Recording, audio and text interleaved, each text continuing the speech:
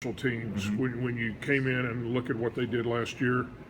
Pretty impressive, wasn't it? And you know, how do you go forward with that, or either just maintain it or tweak it, or?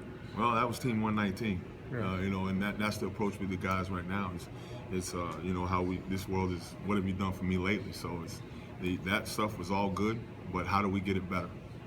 How do we become, you know, more consistent in the areas that we weren't as consistent in, that we want to be more consistent in? So it's really taking it back to the nuts and bolts, back to the fundamentals, back to the techniques, and saying, you know what, yeah, this is what we did last year, but what are we going to do this year? And doing the things that we need to lead into that to perform at the consistent level that we need to be better. What could you see maybe that you did need to do better in special teams?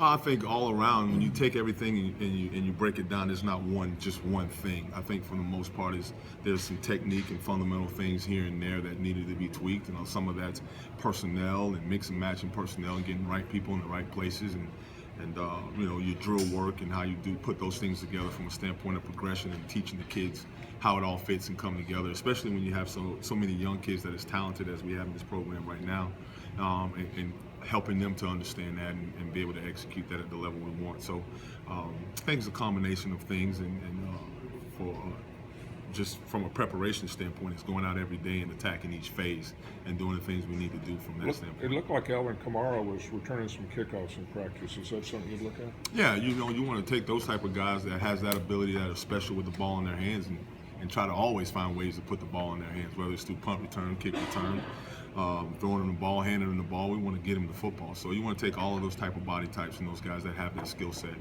and see if you can put them in those situations. You guys are a staff that is very active on social media. How